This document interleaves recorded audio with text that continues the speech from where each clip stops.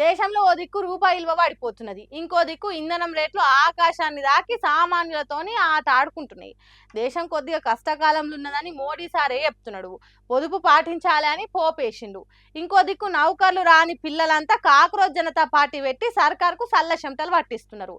ఇసోంటి కాలంలో అందరి సూపు వేరే దిక్కు మలిపేతానికి సెంటర్ సర్కారు కేంద్ర క్యాబినెట్ లో చేంజింగ్ చేయబోతున్నదట.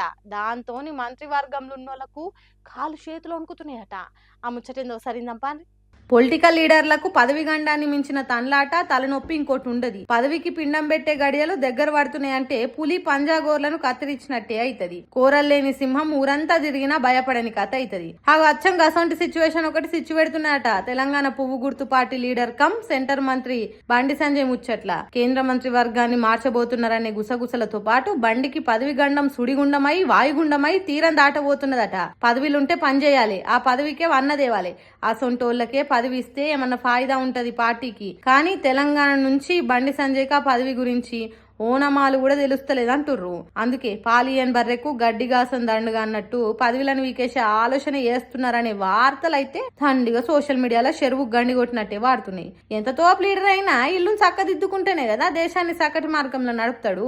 ఇంట గెలుస్తేనే రచ్చ గెలవచ్చు. కానీ కుటుంబంలో ఉన్నోళ్ళే పదవిని పతాలను కూలగొట్టే పనులు చేస్తున్నారని రందికి తలకాయ పట్టుకొని తెగ దనలాడుతున్నాడట పాపం బండి సంజయ్ సారు. కేంద్ర కేబినెట్ పునర్వ్యవస్థీకరణ అనే ముచ్చట చెవుల పడ్డా పేపర్లు గానొచ్చిన గుండెల్లో గుబులు పుడుతున్నదట. అదొక్కటి జాలదన్నట్టు విశ్లేషణలు వివరణలని కొంతమంది పింక్ స్లిప్ తప్పదన్నట్టు చెప్తుండే వరకల్లా ఏసీలో కూర్చున్న చల్ల చెమటలు పడుతున్నాయట పాపం కదా. అయినా వాళ్ళు వీళ్ళనే ముచ్చట్లు ఊహలు ఉత్త ముచ్చట్ల కంటే ఇంకో 2-3 రోజులలో పదవి ఉండేది ఊడేది తెలిసిపోతుంది. అంతగానం పరిచయం అయ్యే పనేం లేదన్నట్టు ఇంకొంతమంది గుసగుసలు పెడుతున్నారట. ఏం జరుగుతుందో ఏమో గాని పుకార్లు మాత్రం కారును ఆరోగ్యం లేచి 150 స్పీడ్తో ఉరికిచ్చినట్టు ఉరుకుతున్నాయి.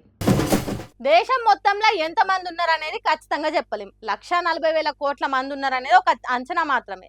2011 ఖచ్చితంగా చూసి చెప్పిన లెక్కలే ఉన్నాయి మన తాన. ప్రతి 10 ఏళ్లకోసారి జనాభా లెక్కలు చేయాలి కానీ కరోనా వచ్చి అల్లకల్లోలం చేసినందుకు కాసింత ఆలస్యమైంది. ఇప్పుడు అందరికి ఎరుకున్నదే కదా, ఇంటింటికి వచ్చి ఆఫీసర్లు రాసుకొని పోతున్నారు. అట్లా జనాభా లెక్కలు చేసేటోళ్ళ మీద కోపం వచ్చిందో ఏమో గీ కొండెంగకు. ఏకంగా జనాభా లెక్కలు చేసేటోళ్ళ దగ్గరికి పోయి బెదిరిస్తుంది. ఏ చల్ ఇదెక్కడి అన్యాయం? దేశం అన్నప్పుడు మనుషులే ఉంటున్నారా? మనిషి రూపంలో ఉన్న మా కోతి జాతి లేదా? మీకు మీరే లెక్క పెట్టుకుంటే మా లెక్కలే వాళ్ళు తేల్చాలే. కోతి జనాభా ఎంత ఉన్నది అనేది ఖచ్చితంగా చెప్పాలి, లేకుంటే ఊకునేదే లేదు.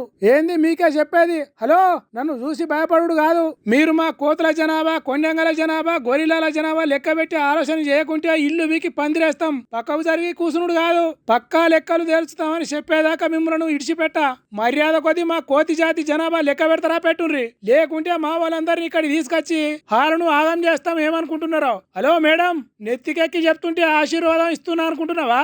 ఈ పుస్తకములకు మా కోతి జాతి లెక్కలు ఎక్కేదాకా నేను ఇక్కడి నుంచి కదిలేదే లేదు. అగ్గో నేను నోరు బొంగురు బొంగ మొత్తుకుంటా అంటే మీరేంది పోతున్నారు? ఏయ్ హలో, అరే మిమ్మల్ని ఎక్స్క్యూజ్ మీ. కోతి అంటే హనుమంతుని ప్రతిరూపం అని మొక్కుతారు కదా, జనాభా లెక్కలంటే అసలే లెక్క చేయనట్టే పోతున్నారు. ఎక్కనో అంటే జనాభా లెక్కలకు ఎక్కిస్తారో లేదో గాని మోడీ సార్ సొంత రాష్ట్రం గుజరాత్ లో కూడా ఎక్కియకుంటే ఎట్లా? మీరంతా మీటింగ్ పెట్టుకుని జనాలను ఎట్లా లెక్క పెట్టాలి అనేది మాట్లాడుతున్నారని ఈడికి వచ్చిన. నన్ను చూసైనా మాట వరుసకైనా కోతుల జనాభాను లెక్క పెడతామని చెప్పకుండా ఆలు నుంచి లేచిపోవడం నాకు మాత్రం నచ్చలేదు. ఇది మీకు న్యాయం కాదు. పులులు సింహాలను లెక్క పెట్టినట్టు మమ్ములను కూడా లెక్కేస్తేంది? చిచ్చి, మీకు కొద్దిగా కూడా జాలి దయా లేవు. పోన్రి ఆ మనుషుల లెక్కలనైనా సక్క చేయండి.